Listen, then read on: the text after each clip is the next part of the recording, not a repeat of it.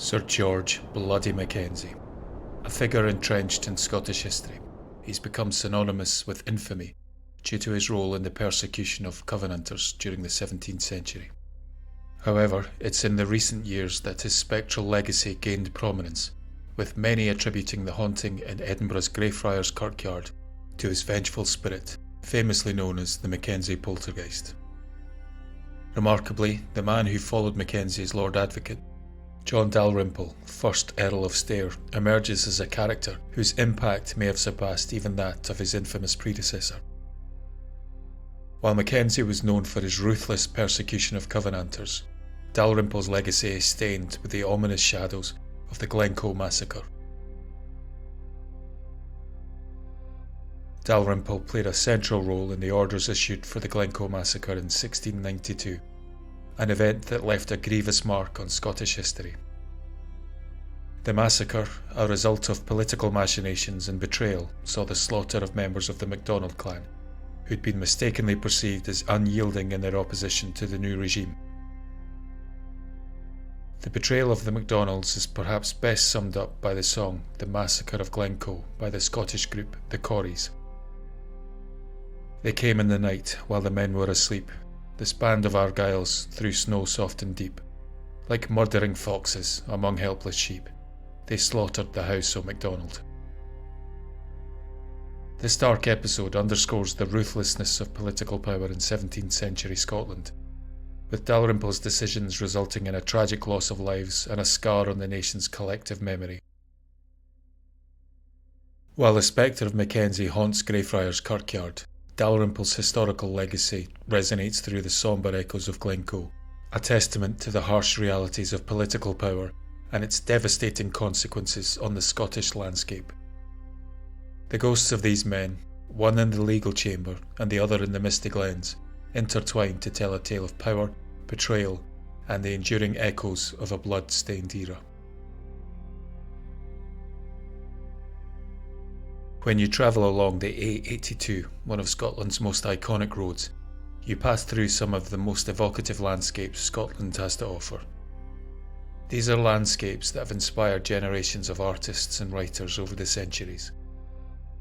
The road cuts through one of the country's last great wildernesses, Rannoch Moor, before descending past the historic King's House Hotel before the majestic walls of Glencoe unfold before you. Glencoe stands as a striking landscape marked by vast expanses of moorland and towering peaks. The glen is carved out by ancient volcanic and geologic forces, creating a dramatic backdrop of steep-sided mountains and sweeping views. The terrain is a patchwork of heather-clad hills, rocky slopes, and the occasional tranquil loch, contributing to the untamed beauty of the region. Standing sentinel over the glen is the craggy silhouette of the Three Sisters, three imposing peaks that add a majestic and formidable element to the scenery. This is the backdrop against which the story of the MacDonald clan unfolds, a tale deeply intertwined with the stark grandeur of Glencoe.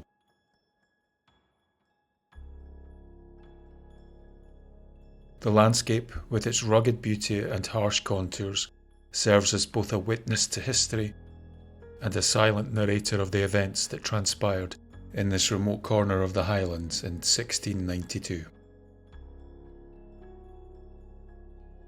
The Glencoe massacre stands as a dark episode in Scottish history. Ordered by the British government, it was a ruthless act born from political intrigue and betrayal. The MacDonald clan, residents of Glencoe, became unwitting victims of political machinations and ambitions. The root cause lay in the perceived and mistaken lack of enthusiasm of the MacDonalds to pledge allegiance promptly to the new monarchs, William and Mary. Sir John Dalrymple, the Secretary of State for Scotland, played a central role in orchestrating this tragic event. Dalrymple was the man who ultimately gave the order for the massacre and was thought of as a calculating individual with his own agenda, driven by a desire for sole power over Scotland. The MacDonalds had delayed their submission to the crown, and this delay was used as a pretext to make an example of them. Under the command of Captain Robert Campbell, government troops were quartered with the MacDonalds for nearly 2 weeks. This deceptive calm preceded the storm. On the fateful night of February the 13th, the soldiers turned on their hosts, attacking them in their sleep. The massacre resulted in the deaths of around 38 MacDonalds, with some managing to escape into the bitter winter night. The massacre wasn't a grand battle, it was a treacherous betrayal, a brutal assault on a community that had offered hospitality. The motivation wasn't rooted in honour or strategy, but in political expediency. The aftermath of this tragedy left an indelible mark on the Scottish landscape, a reminder of the ruthless consequences of political power and the human costs it can exact. The sombre echoes of that tragic night still linger in the misty glens, with tales of the spirits of those who lost their lives on that tragic evening persisting to this day.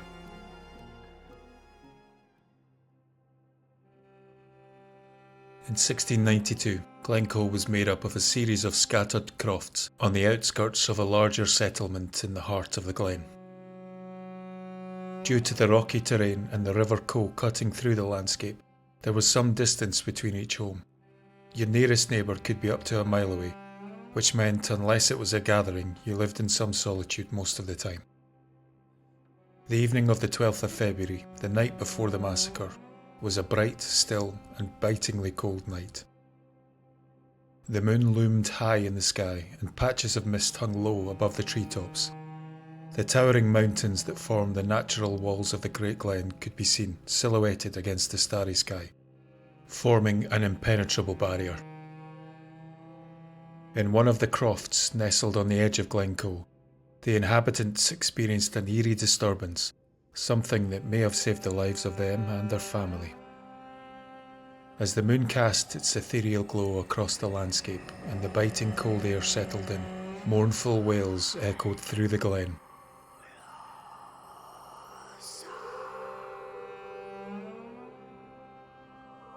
The stillness of the night was disrupted by haunting cries that seemed to weave through the very fabric of the valley. Emerging from the warmth of their home, the startled MacDonalds exchanged uneasy glances, unable to discern the source of the lamentations that permeated the otherwise peaceful night. "It's the Cailleach," said one of the elderly clansmen. "It's a warning, we must leave." And that they did. In the middle of that bitterly cold February night, they packed some belongings and headed into the mountains to seek refuge. If they hadn't heard these cries and taken this action, they too very likely would have fallen victim to the government troops the next day. Is it possible that they heard the wails of the legendary Cailleach? The Cailleach, or washerwoman in Scottish folklore, is a supernatural entity associated with lamenting and foretelling death, similar to the Irish banshee. According to legends, this spirit is often heard wailing or singing a mournful song, usually near the home of a person about to die. The Cailleach is considered a harbinger of death, and the eerie sound of her mourning is believed to signal an imminent passing, and the Cailleach was heard before the massacre took place. In Celtic folklore, the archetype of the ominous washerwoman, known as the Ben Ní, takes two forms, the banshee and the Cailleach. The appearance of a banshee near a river or stream signals an impending and violent demise. With a lament, she washes the bloodied garments of those destined to die. She's often heard crying near a waterfall on the night preceding a calamity that will befall her clan. On the night of February the 13th each year, the anniversary of the massacre, many believe the mist-shrouded glens unveil a haunting spectacle that has echoed over 300 years. The air, thick with an otherworldly tension, seems to carry the weight of centuries-old tragedy as the ghosts of Glencoe emerge from the shadows. A relative of John Dalrymple was travelling through the Glen on the night of the 13th by carriage, when the vehicle he was travelling in is said to have lost a wheel. Perhaps it was fate, perhaps it was coincidence, but the wheel is said to have come off right by the site of the massacre. The night was a typical Scottish winter. Dark clouds and howling winds blew snow through the Glen, forcing those who could to take shelter wherever they could find it. Dalrymple retreated to the relative warmth and shelter of the stricken carriage, but he was unable to find respite, for as soon as he closed the carriage door, a haunting sound permeated the air, rising above the mournful symphony of the wind coursing through the Glen. The sounds he could hear were heartbreaking. The plaintive cries of those who'd lost their lives that night many years before echoed round the carriage. The screams of men, women and children, a cacophony of pain and anger, echoed relentlessly within Dalrymple's ears. This fateful night is rumoured to have haunted him until the end of his days, with whispers suggesting it altered him profoundly, perhaps even driving him to madness, culminating in him taking his own life several years later. It's also believed that those of Clan Campbell find the weather colder and less hospitable when they travel through the Glen, no matter the weather. Witnesses also speak of ethereal figures, clad in tattered Highland attire, marching through the rugged terrain. The ghostly procession, described as a reenactment of the infamous massacre, unfolds under the veil of darkness. The anguished cries of the wounded and dying MacDonalds pierce the stillness, mingling with the mournful howl of the wind, as if the very landscape is reliving the tragic betrayal.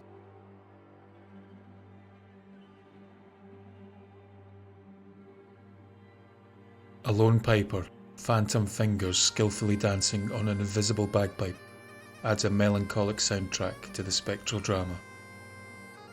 Legend has it that this ghostly piper is a survivor of the massacre, compelled by a spectral duty to play a lament for the fallen.